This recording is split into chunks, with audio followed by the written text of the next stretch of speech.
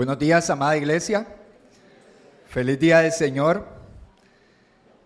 Mientras escuchaba esa adoración, esa alabanza, y después de que pasemos al mensaje de esta mañana, podrá decir que hay mucha coincidencia. Pero realmente el Señor es soberano, es providencial, y Él ordena todas las cosas de acuerdo a su voluntad.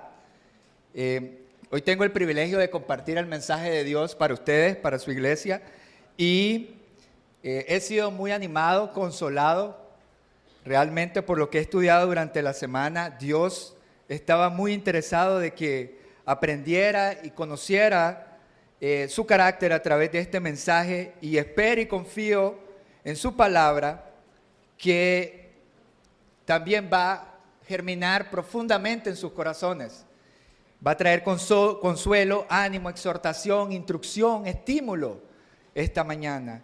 Como dice segunda de Pedro 1:19, tenemos una palabra profética más segura.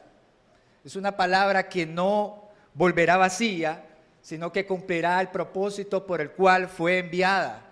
Así que podemos estar completamente seguros que lo que hoy se va a predicar, según el designio de Dios, producirá fruto para la gloria de Dios. Amén.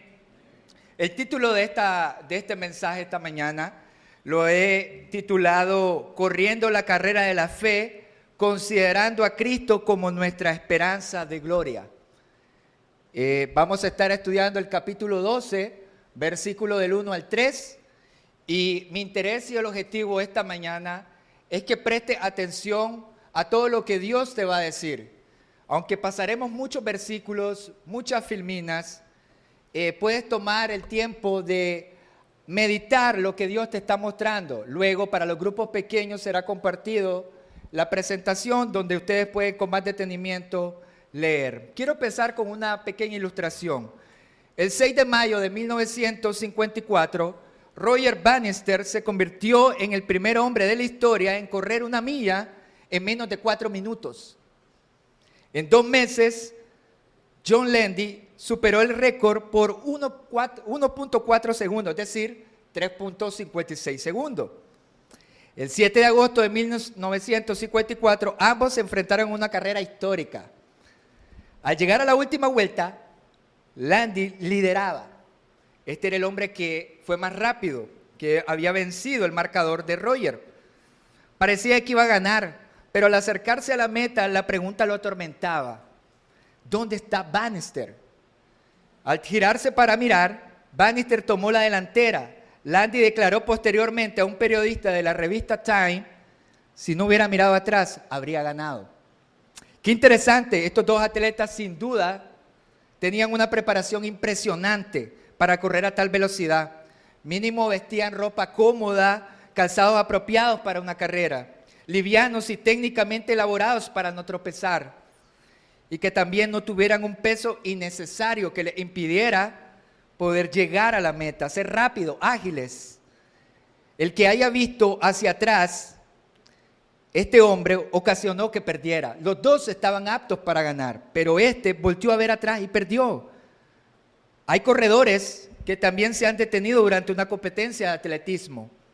Hay corredores que también no han soportado el metraje y el millaje. La preparación física es bastante agotadora. Se agotan, se cansan y terminan abandonando la pista. Quizás también hayas oído sobre la historia de John Stephen, el maratonista de Tanzania que terminó de último en los Juegos Olímpicos de 1968 en la Ciudad de México. Ningún último clasificado en un maratón había terminado jamás tan último. Herido en el camino, llegó al estadio cojeando con la pierna ensangrentada y vendada. Había pasado más de 1 hora desde que el resto de los corredores había completado la carrera. Solo quedaban unos pocos espectadores en las gradas cuando Stephen finalmente cruzó la meta. Cuando se le preguntó por qué siguió corriendo a pesar del dolor, Stephen respondió: mi país no me envió a la Ciudad de México para comenzar la carrera, me enviaron aquí para terminarla. Tenemos estos ejemplos del deporte que pueden perfectamente ilustrar la carrera de la fe.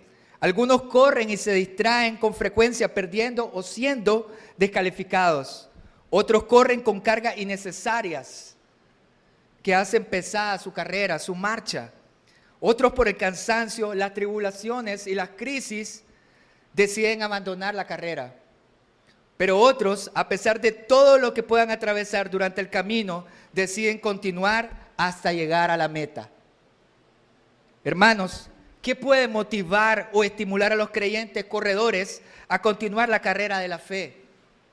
¿Cómo este pastor que escribe esta carta a los hebreos puede estimularnos a nosotros hoy para perseverar con paciencia? Recordemos que el autor de Hebreos continúa martillando su enseñanza para esta audiencia. Ya le ha demostrado que Cristo es superior que todo, mejor sacerdote, superior a los ángeles, mejor sacrificio, mejor mediador, un mejor pacto. Y el creyente, en vista de esta superioridad, está llamado a depositar toda su confianza plena en Cristo y demostrarlo perseverando en la vida cristiana a pesar de las persecuciones. Los hebreos estaban siendo presionados a volver a las leyes ceremoniales impuestas bajo el antiguo pacto. Estaban siendo presionados y tentados a no confiar plenamente en la obra de Cristo. Es decir, apuntaban a creer en Cristo más las ceremonias de la ley. En esta introducción y por esta razón, esta mañana las Escrituras nos enseñarán y animarán a correr con paciencia y perseverancia, poniendo toda nuestra esperanza en Cristo, quien inicia y perfecciona nuestra fe, a fin de que no desmayemos mientras corremos. Quiero invitarlos a que se pongan de pie para que leamos el pasaje de esta mañana y podamos orar todos juntos. Vamos a leer la Escritura honrando al Padre, al Hijo y a su Santo Espíritu. Hebreos capítulo 12, versículo del 1 al 3, igual lo van a leer en las pantallas. Dice así: por tanto, puesto que tenemos en derredor nuestro tan gran nube de testigos, despojémonos también de todo peso y del pecado que tan fácilmente nos envuelve, y corramos con paciencia la carrera que tenemos por delante. Puesto los ojos en Jesús, el autor y consumador de la fe, quien por el gozo puesto delante de él soportó la cruz, despreciando la vergüenza, y se ha sentado a la diestra del trono de Dios. Consideren, pues, a aquel que soportó tal hostilidad de los pecadores contra él mismo, para que no se canse ni se desanimen en su corazón. Oremos. Señor Padre, gracias Dios, porque podemos cantar tu palabra escrita a través de la adoración de los santos. Dios, gracias, porque podemos venir a tu palabra y encontrar consuelo, instrucción, estímulo, corrección, Señor, ánimo. Así que yo te pido, te ruego, Señor, que me ayudes a expresar las verdades que tú me has encomendado durante esta semana a tu pueblo, Señor. Reconozco, Señor, lo solemne que es presentarse delante de ti, un Dios santo, santo, santo. Abrir tu palabra, Señor. Así que ruego que no haya palabra en mi boca que tú no mandas a tu pueblo. Pero por favor ruego que no se quede, que no falte ninguna palabra que me has enseñado para tu pueblo esta mañana. Oro por los corazones de mis hermanos, oro por la visita, oro por corazones enseñables, Señor. Confiamos que en el poder de tu palabra no volverá vacía. En el nombre de Cristo Jesús, amén. Pueden sentarse, hermanos. Quiero que preste atención a la primera palabra de este versículo, versículo 1. Dice, inicia por tanto. Es una conjunción que el autor de la epístola de Hebreos conecta con el capítulo anterior que recientemente estuvimos estudiando durante casi un mes y un poco más. Y está haciendo énfasis a los ejemplos y testigos, llamados también héroes de la fe, del capítulo 11. Todos ellos son mencionados en el capítulo 11, empezando por Abel, Enoc, Abraham, Moisés y el resto. Todos dando testimonio de su fe. El ejemplo de ellos es un llamado para nosotros también. La responsabilidad ahora de conocer sus testimonios no es de menos para nosotros un imperativo. La línea u oración de alrededor nuestro, tan gran nube de testigos, puede evocar dos sentidos. Primero, testigos son, o de alrededor nuestro, tan gran nube de testigos, puede parecer espectadores que están en un estadio lleno de personas. Pero también la palabra testigos en el original es martur, que quiere decir mártir, una persona que muere por causa de la fe. Es decir, es más que un simple espectador. Esta palabra de alrededor en griego es perikeimonon, que significa rodeado, atado, de alrededor, encima de nosotros. Son personas que están observando a la expectativa lo que hacemos. La ilustración se toma prestado de las carreras en Palestina, desde los tiempos del Imperio Greco-Macedónico, que introdujo costumbres griegas como los Juegos Nacionales, como los Juegos Olímpicos que se ven en nuestra actualidad. Los testigos corresponden a los espectadores que se apretaban alrededor competían en contienda para ver quién llegaba a la meta. Esos eran los espectadores que se apresuraban para saber quién iba a llegar a la meta o se iba a llevar el premio. Estos testigos, según el capítulo 11, ya han completado su carrera.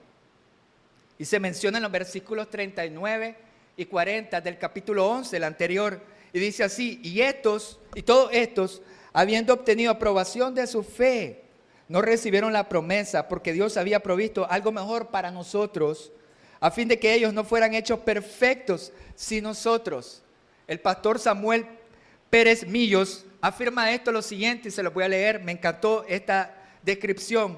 Esta nube de testigos se refiere a la multitud que asiste a las corridas para ser testigos del esfuerzo de los corredores y para darles ánimo con su aplauso y sus voces de alabanza. Estos testigos de la fe son muy cualificados por su paciencia y perseverancia. Estos mártires atestiguan la verdad de la doctrina por la que padecieron. La atestiguan con su afirmación y con sus torturas. Y dando sus vidas, su testimonio tiene entonces un valor excepcional y ahora contempla a los que van a correr. Por supuesto, se entiende que este versículo es una metáfora, ¿verdad? No se trata de que en realidad las personas que ya murieron nos están viendo avanzar en la vida cristiana, mucho menos como ángeles de la guarda, como algunas culturas creen. No se trata de eso. En la NTV lo traduce mejor y me gusta porque dice: rodeados por una enorme multitud de testigos de la vida de la fe. Entonces son personas que murieron por la causa de Cristo, por su fe, en el capítulo 11, todos mencionados. El autor de Hebreo le dice a la audiencia: no hay excusa, pueden correr. Les acabo de mencionar una lista larga y extensa de hombres y mujeres que pusieron su esperanza y fe en las promesas de Dios. Y aunque corrieran, murieran. No hay excusa. Pueden correr y llegar a la meta por el premio. Y al aclarar esto, les brinda el primer imperativo para ellos y para nosotros como iglesia también. El primer punto que estudiaremos en el versículo 1 es: despojémonos de todo peso y del pecado que tan fácil nos hace tropezar. El versículo dice: por tanto, puesto que tenemos de alrededor nuestro tan nube de testigos, despojémonos también de todo peso y del pecado que nos envuelve, dice. Hay un imperativo: despojarnos, quitarnos todo peso. Esta palabra peso en el griego original es okos, que significa masa, un estorbo, una carga que puede entorpecer el paso durante la marcha, durante la carrera. También hace alusión a que nos despojemos de los harapos sucios, de los harapos viejos. El autor hace la ilustración de un corredor que corre liviano, llevando el mínimo peso. Este peso al parecer asedia, envuelve, impide, obstaculiza que podamos continuar corriendo. Es como una enramada que se cruza entre los pies del corredor, que le impide avanzar, incluso más bien lo motiva a tropezar o caerse. Pero, ¿cuál era este peso y pecado mencionado por el autor? En el plano espiritual, ¿qué trata de decirnos hoy a nosotros o a ellos? Sencillamente, Este peso son las leyes ceremoniales impuestas bajo el antiguo pacto levítico que los asfixiaba. Recordemos que ellos estaban bajo el costumbrismo, los ornamentos que ellos los rodeaban.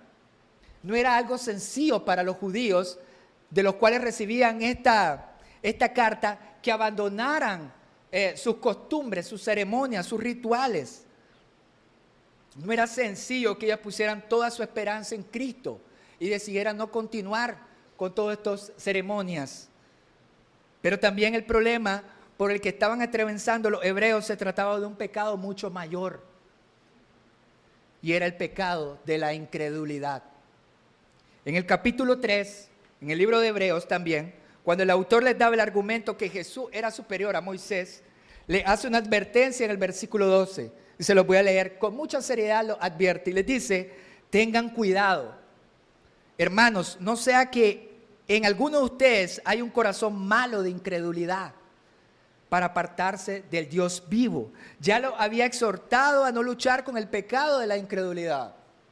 Aquí nuevamente le hace la misma recomendación porque no les permite correr bien la carrera. La idea de que ellos necesitaban continuar con los rudimentos y las ceremonias de la ley era porque veían ineficaz la obra de Cristo. No observaban con confianza o suficiencia la garantía para ser salvos y seguros en el cumplimiento de las promesas. Por supuesto, esta era una ofensa al carácter de Dios. Por tal razón les dice: tengan cuidado. Una incredulidad en sus corazones puede apartarlos del Dios vivo. Hermanos, la incredulidad es un pecado muy grave. Va en contra de todo acto de fe hacia la persona de Dios, sus promesas y Cristo nuestro Salvador. La incredulidad es la negación y rechazo de la verdad revelada en la cruz del Calvario, revelada por Dios, incluyendo su existencia, sus atributos, sus promesas y su obra. La incredulidad es la hermana bastarda de la fe. No tiene parte en el pacto de Dios. Romanos capítulo 14, versículo 23 dice que todo lo que no procede de la fe es pecado. La incredulidad es un pecado horrendo. La persona incrédula que duda, que no pone su confianza en Cristo, arderá en el lago de fuego y azufre. Así lo dice Apocalipsis capítulo 21, versículo 8, dice: pero los cobardes, incrédulos, abominables, asesinos, inmorales, hechiceros, idólatras, los mentirosos. La incredulidad se lista en segundo lugar.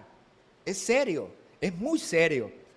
El puritano Thomas Watson dice de esto que la incredulidad es un gran desprecio ofrecido a Cristo y una lanza más profunda que la que los judíos clavaron en su costado. Pero al volver al pasaje, no solo se habla de la incredulidad, figurada a través de los rudimentos de la ley y las ceremonias, llamado peso. También se nos habla de despojarnos del pecado. Y acá se abre un sinnúmero de posibilidades, hermano, de nuestro perverso corazón. No quiero que perdamos de vista la ilustración de la carrera. ¿Qué puede impedir que un corredor pueda avanzar con liviandad? ¿Cómo puede un corredor estar liviano? Por supuesto, no llevando una sobrecarga. No hay cosa peor que impedirnos acelerar el paso que ir sobrecargados. Los vehículos sobrecargados gastan más combustible, se hacen más pesados. Nosotros con una mochila o las mujeres con un bolso pesado hace que nuestra marcha sea más lenta y agotadora. ¿Y cuáles pueden ser estas cargas adicionales que estorban en nuestra vida espiritual?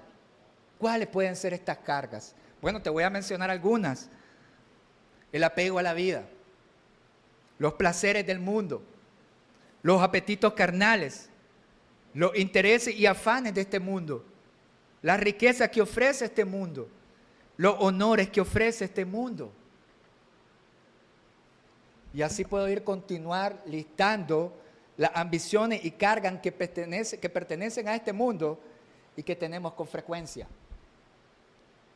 Juan Calvino dice de esto: quien quiera, pues, que desee participar en la carrera cristiana, debe primero desembarazarse de todos estos impedimentos, desechar estas riquezas y comodidades de esta vida que retarden o retrasen nuestra marcha, pues Satanás por medio de estas nos demora y obstaculiza para llegar a Cristo. Incluso podemos quedarnos como lo hizo la mujer de Lot en el camino por mirar atrás. Nuevamente, como lo hemos mencionado muchas veces en este púlpito, no es que tener ciertas comodidades es malo, tener un carro y otras cosas materiales, no es eso, hermano. No está mal tener estas cosas. Sí reconocemos que todas proceden de Dios y que no hay un peso, un apego a estas cosas. Ese es el problema. Pero si somos honestos, sabemos que el tema no es así. Nuestro corazón se apega a las comodidades y cosas materiales. Es una realidad. ¿Recuerdan esta palabra? Maestro, todo esto lo he guardado desde mi juventud, dijo el hombre. Jesús mirándolo, lo amó y le dijo, una cosa te falta, ve y vende cuanto tienes y da a los pobres y tendrás tesoro en el cielo.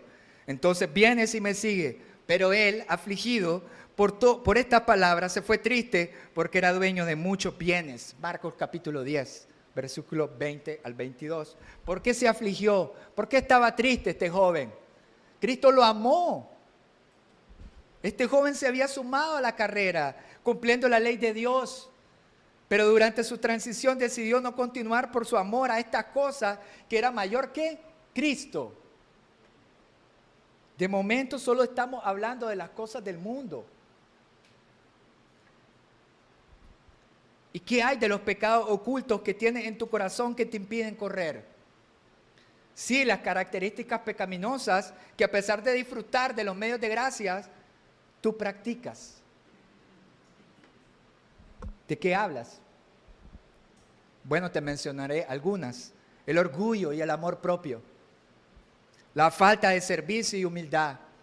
La falta de generosidad. La falta de comunión, confesión unos a otros con tus hermanos. La falta de congregarte colectivamente. La falta de rendición de cuentas que tanto te cuesta y molesta responder cuando te preguntan tus líderes o ancianos.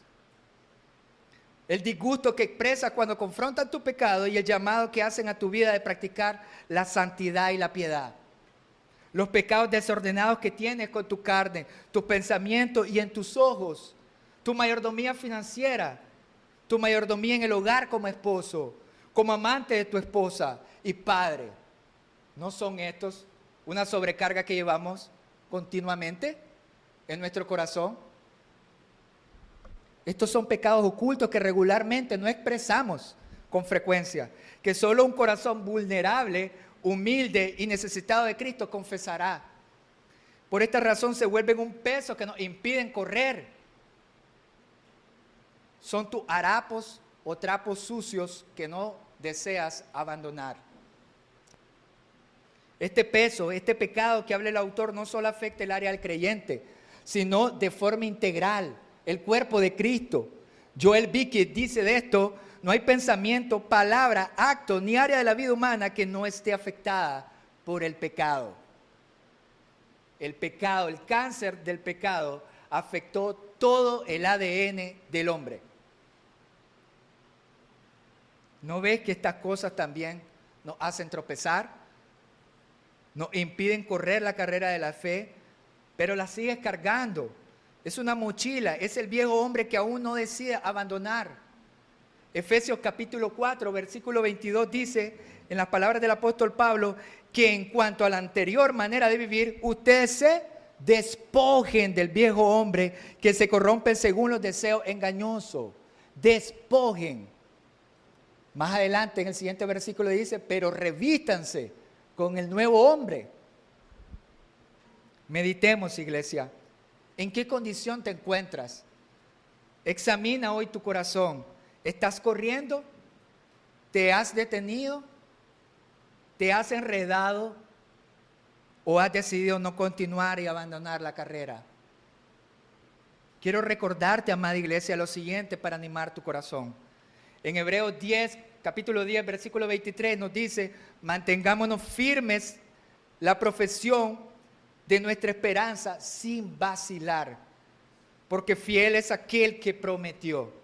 Pero también quiero advertirte a reconsiderar lo que estás por hacer, porque Hebreos 10, versículo 39 dice, nosotros no somos de los que retroceden para perdición, sino de los que tienen fe para preservación del alma. Ahora, esta no es una simple carrera. Quiero aclararte que esta es una competencia que exige los más grandes esfuerzos. Debes estar comprometido con el reino. Esta es una carrera donde Dios funciona como árbitro, calificando y descalificando. Dios es quien nos invita y nos exhorta a ganar el premio. Por tanto, sería vergonzoso para nosotros el desmayar, detenernos o quedar inactivo en la mitad del camino. El apóstol Pablo nos dice, también el que compite como atleta no gana el premio, sino compite de acuerdo con las reglas. Segundo de Timoteo, capítulo 2, versículo 5. Iglesias, el énfasis en este primer versículo no está solo en correr, sino en despojarnos de toda carga innecesaria que nos hace tropezar, que nos impide correr con paciencia y perseverancia.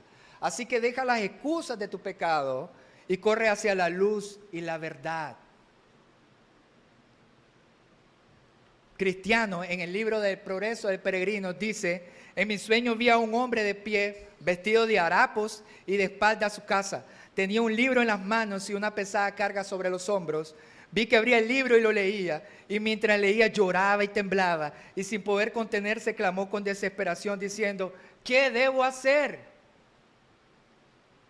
Es una pregunta que tú tienes que hacer hoy, iglesia. ¿Qué debemos hacer? ¿Qué debemos hacer una vez que nos despojemos de toda carga y de todo peso que nos impide correr? Y el punto número 2. Corramos con paciencia la carrera que tenemos por delante, poniendo nuestra mirada en Cristo y solo en Cristo. Dice el versículo: corramos con paciencia la carrera que tenemos por delante, puesto los ojos en Jesús, el autor y consumador de la fe, quien por el gozo puesto delante de él soportó la cruz, despreciando la vergüenza, y se ha sentado a la diestra del trono de Dios. Surge otro imperativo: correr y fijar o poner la mirada en algo. Se nos habla del autor también y consumador. Pon tu mirada, fijar tu mirada, dice la NTV. Se nos llama a no distraernos, significa fijar nuestros ojos en algo que está muy lejos, quitando de nuestra vida las cosas cercanas que desvían nuestra atención, o poniendo la mirada solamente en la meta. El llamado a ver a Cristo es continuamente, no solo regularmente. Colosenses capítulo 3, versículo 2 dice: pongan la mira en las cosas de arriba y no en las de la tierra. Recordemos la serpiente de bronce, levantada en el desierto. En el libro de Números, capítulo 21, versículo 4. Era una imagen del Dios, del Hijo de Dios levantado en la cruz.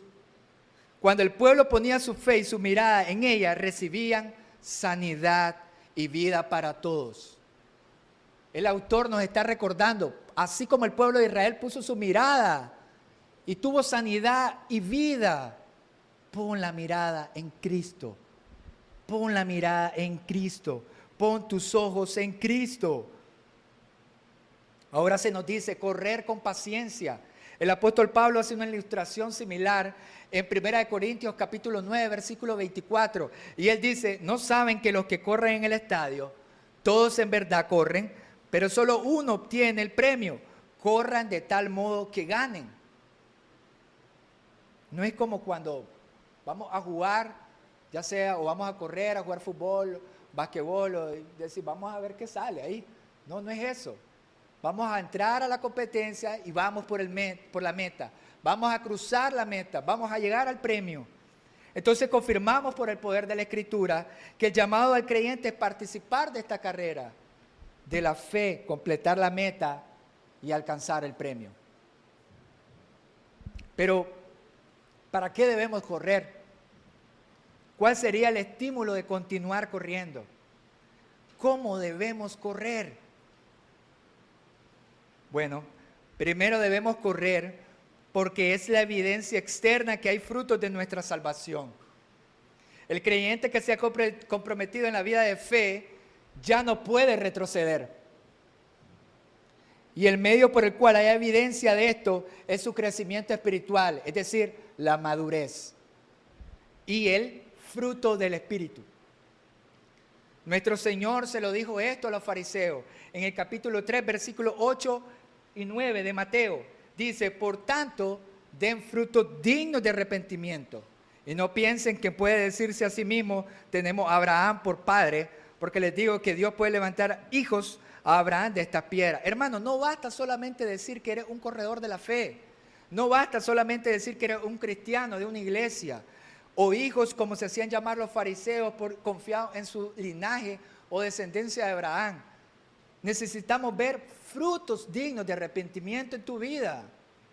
Características evidentes y experienciales de una vida cristiana, comprometida con Cristo y su reino. Y esto es una vida de perseverancia, una vida de compromiso, una vida crucificada. Mateo 24:13 nos dice, porque el que persevera hasta el fin, ese será salvo. Segundo, podríamos decir que el estímulo mayor y pleno en la vida cristiana es definitivamente Cristo. Si el creyente ha entrado en contacto vital con Cristo por medio de la fe, así también vivirá la experiencia de la nueva vida en Cristo por medio de la fe. El cristiano corre en la vida de fe para encontrarse finalmente en la meta con Cristo. Por eso se demanda que el corredor de la carrera de la fe ponga sus ojos en el Señor. No se distraiga con las cosas de este mundo. No se distraiga con las luchas de su propio corazón. Por supuesto, esto no evita que no haya un examen a tu propio corazón. Nuestro Señor es fiel y Él estará en la final de la etapa de nuestra vida. Pero es también el único camino que conduce a la victoria final. Pablo lo entendía claramente. En 2 de Timoteo capítulo 4, versículo del 7 al 8 dice, he peleado la buena batalla de la fe, he terminado la carrera, he guardado la fe. En el futuro me está reservada la corona de justicia que el Señor, el juez justo, me entregará en aquel día. Y no solo a mí, la promesa nos alcanza, sino también a todos los que aman su venida. Gloria a Dios. Utiliza otra ilustración en la carta a los Filipenses, capítulo 3, versículo del 13 al 14, dice, hermanos, yo mismo no considero ya haberlo cansado, pero una cosa hago, olvidando lo que queda atrás y extendiéndome a lo que está delante. Prosigo hacia la meta para obtener el premio del supremo llamamiento de Dios en Cristo Jesús. Sabemos que alcanzaremos una corona. Pero Pablo no habla de una corona, habla en Cristo Jesús. La lista de corredores que leíamos en el capítulo 11 son hombres y mujeres que por supuesto debemos halagarlos por su fe. Pero el autor de Hebreos tiene como propósito que pase de lo imperfecto a lo perfecto. De los mártires que dieron testimonio a uno que dio un mayor testimonio, Cristo Jesús. La característica siempre será algo superior, algo mejor, algo perfecto. Craig Carter dice de esto en su libro La Escritura con la Gran Tradición. Dice que aunque vemos muchos rudimentos y cosas tipológicas en el Antiguo Pacto, el autor quiere enfatizar siempre en la persona de Cristo como en la necesidad a priori. Siempre la Escritura será centrada en Cristo.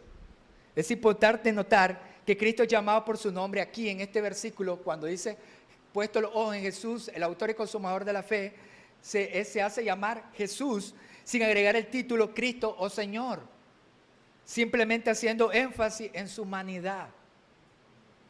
Porque también fue precisamente el ministerio terrenal de Cristo lo que mostró como una vida manifestando la paciencia, perseverancia hasta la muerte de cruz, en medio de su sufrimiento. Así que por la humanidad de Cristo podemos estar seguros que si Él corrió, nosotros también podemos hacerlo.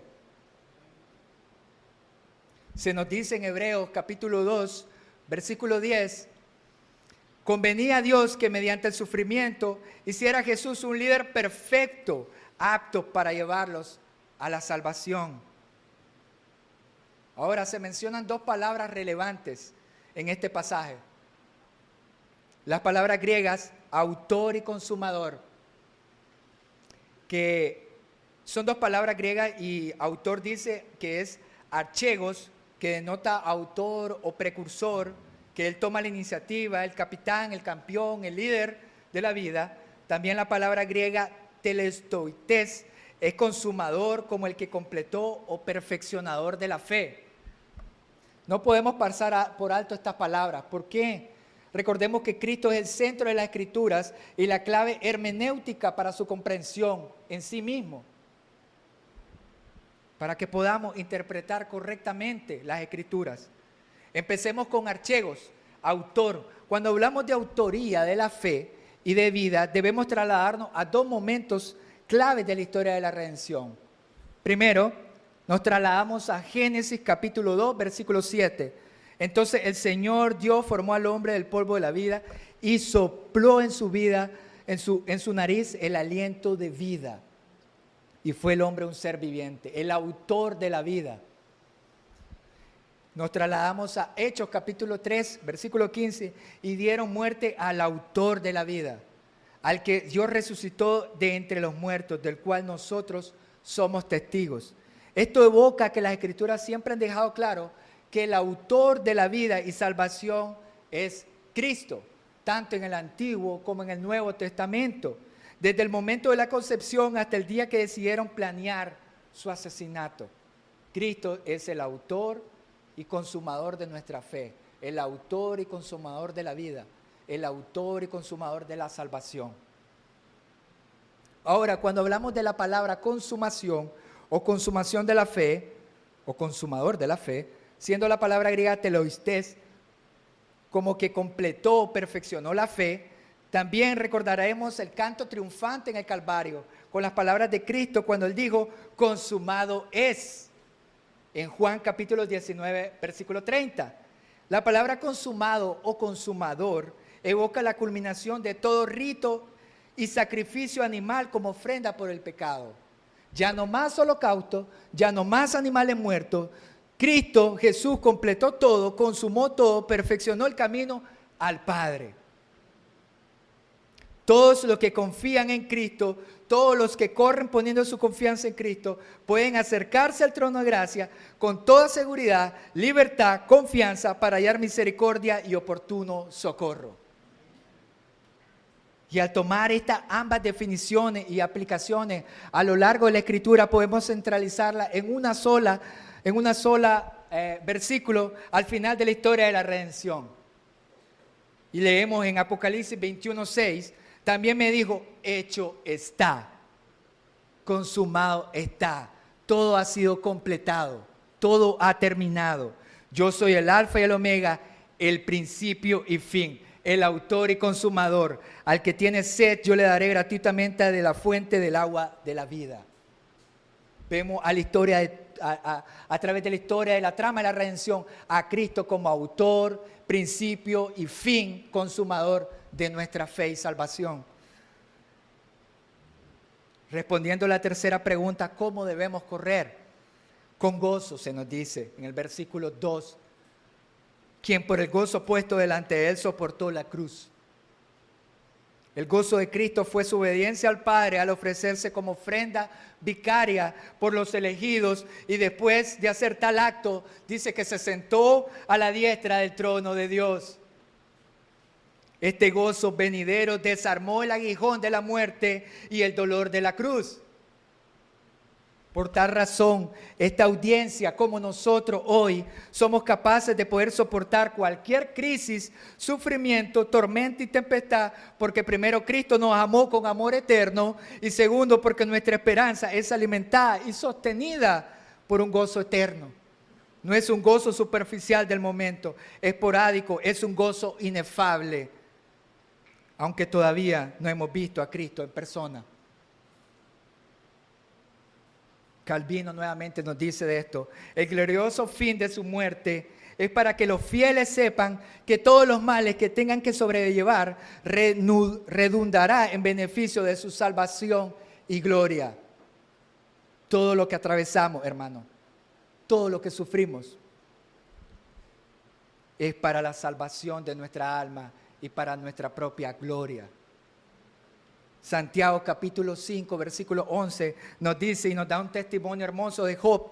Honramos en gran manera a quienes resisten con firmeza en tiempo de dolor. Por ejemplo, han oído hablar de Job, un hombre de gran perseverancia. Pueden ver cómo al final el Señor fue bueno con él, porque el Señor está lleno de ternura y misericordia. Por supuesto, Job no veía esto. Su vista era corta, pero Dios en su providencia, soberanía, amor, planes, propósito, benevolencia, miraba todo el plan. Y regularmente eso nos pasa a nosotros. Vemos lo que está pasando en el momento. Vemos la escasez, vemos el dolor, vemos la pérdida, vemos el sufrimiento, vemos la enfermedad. Pero Cristo se está conformando en nuestras vidas a través de esos momentos de dolor. El apóstol Pablo también nos dice en Romanos 8:17, así que como somos sus hijos, también somos sus herederos. De hecho, somos herederos juntamente con Cristo de la gloria de Dios. Pero si vamos a participar de su gloria, también debemos participar de su sufrimiento. ¿Quién quiere sufrir? En el buen sentido, voy a robar la oración o las palabras de Pastor Hamilton en una prédica, en el buen sentido de robar. Él decía, hacía la ilustración de que la sociedad, el hombre sin Cristo sufre mal, desventurado, miserable. Pero el creyente que pone su esperanza en Cristo sufre, pero sufre bien. Porque su esperanza y consuelo se encuentra en Cristo. Gloria a Dios, el cristiano puede decir, amo a Cristo y sufrí por la causa. Pude disfrutar un poco de lo que Él atravesó en la cruz. Puedo tener gozo porque soy partícipe de su sufrimiento. ¿Y saben qué? Vale la pena, porque hoy reinaré con Él eternamente. Tendré la corona de vida y podré escuchar de su propia boca, bien, siervo bueno y fiel. En lo poco fuiste fiel, sobre mucho te pondré. Entra en el gozo de tu Señor. ¿Quiénes no quieren escuchar esa palabra al final de nuestro camino, al final de nuestra carrera? Entra en el gozo de tu Señor. Meditemos, iglesia, ¿dónde más podemos encontrar estímulo para correr? Comprende, iglesia, que separados de Cristo no podemos hacer nada. En cambio, te insto con el corazón realmente a utilizar la Escritura para animar tu corazón y encontrar fuerzas, como cuando el apóstol Pablo dijo en Filipenses 4:13, todo lo puede en Cristo que me fortalece. No te lo dice una placa de una caponera, no te lo dice el vidrio de un taxi, te lo dice la Escritura, te lo dice Dios hoy.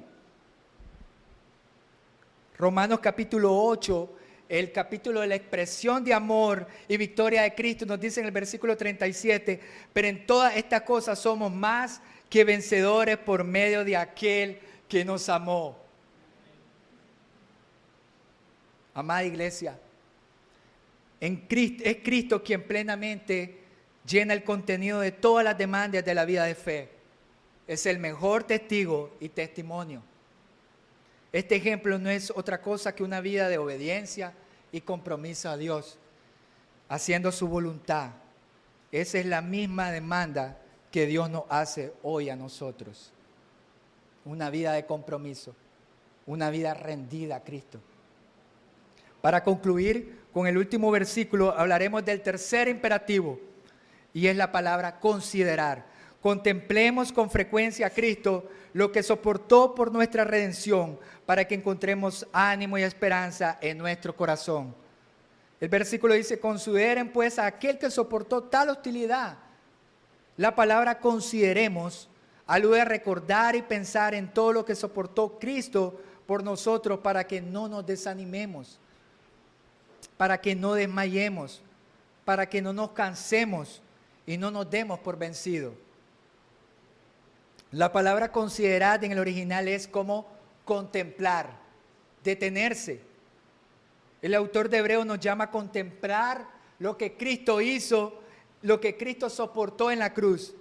Quiere que consideremos de inmediato la imagen del siervo sufriente del capítulo de Isaías 53, para que descubramos que nuestro propio sufrimiento no es tan grave como nosotros pensamos.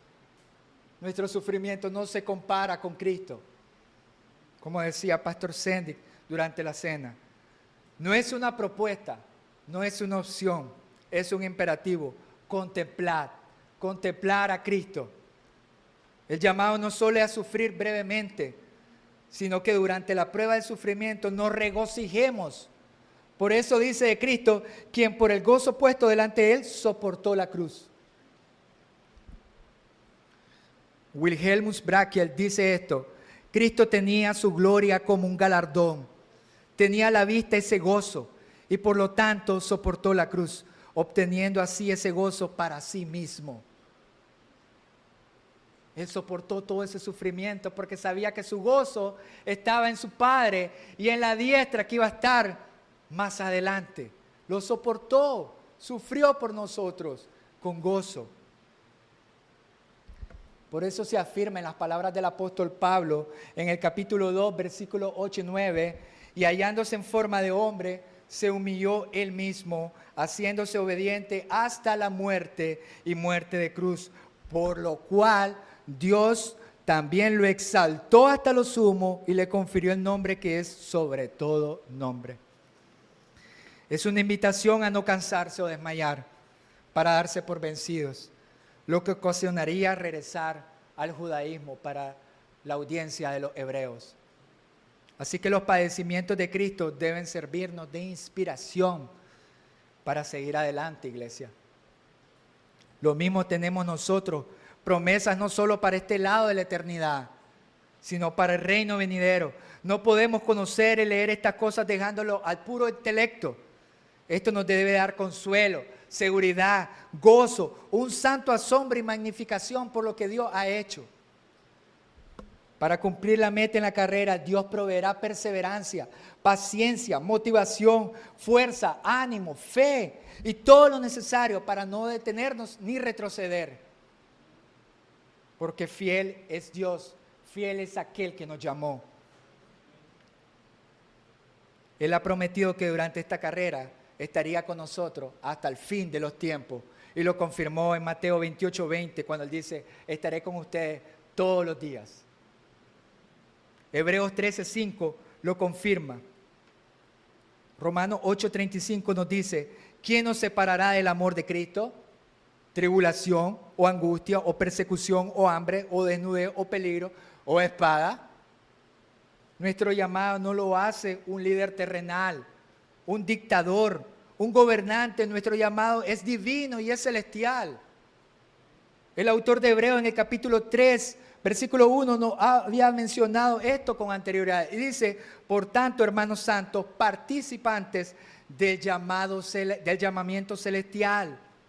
Consideren, contemplen a Jesús, el apóstol y sumo sacerdote de nuestra fe. Es un llamado a personas pecadoras, elegidas, redimidas. Es una invitación de Dios para un destino celestial, un supremo llamamiento. No es cualquier llamado que hace Dios a la carrera de la fe. Cristo es el ejemplo máximo de un corredor, testigo y soldado que al completar y consumar su obra en la cruz es exaltado. El Padre confirma esto 700 años antes de nacer en el capítulo 53, versículo 12 de Isaías, y le dice, yo, refiriéndose al Padre, le rendiré los honores de un soldado victorioso, porque se expuso a la muerte, fue contado entre los rebeldes, cargó con los pecados de muchos e intercedió por los transgresores. El Padre ya lo había confirmado. Como aplicación final, iglesia, esta mañana. Así que hermano y hermana, visita que hoy nos acompañas en la iglesia. Se ha expuesto que Jesucristo es el Hijo de Dios y que para ser salvo y continuar corriendo debemos creer para tener vida eterna. Como dice Juan 20, versículo 31. Los judíos que deseaban continuar exigiendo la ceremonia a los hebreos no percibían el sacrificio de Cristo. Tenían sus corazones endurecidos. No veían a Cristo como la ofrenda vicaria o el fiador para los pecados. Quien quiera que se equivoque hoy, esta mañana, sobre esto, se equivocará en su destino final. y condenación eterna. Por lo tanto, tomemos a pecho esto con mucha seriedad. Sabemos que nosotros somos pecadores y pecamos diariamente.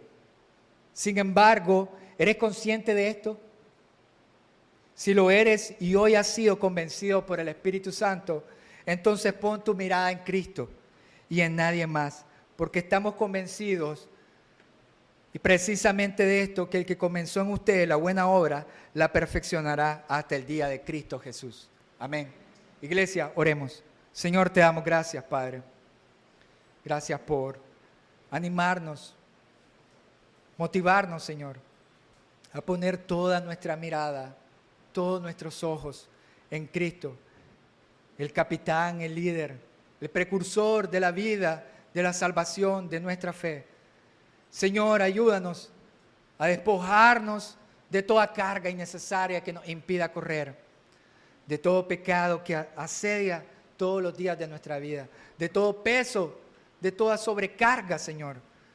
Ayúdanos a arrepentirnos, a confesarlo y buscar perdón y consuelo en la obra de Cristo en la cruz. Ayúdanos, Señor. Por favor, obra poderosamente en la iglesia, en los corazones de mis hermanos y en las visitas, que puedan ver a Cristo, como el símbolo que era de la serpiente y la cruz, que cada vez que lo miraban, vivían y eran sanos. Que hoy podamos poner nuestra mirada en Cristo, Señor, y solamente en Cristo. Gracias por este estímulo que hoy has permitido, Señor, que pudiéramos aprender y que tu iglesia pudiera escuchar. Gracias en Cristo Jesús. Amén.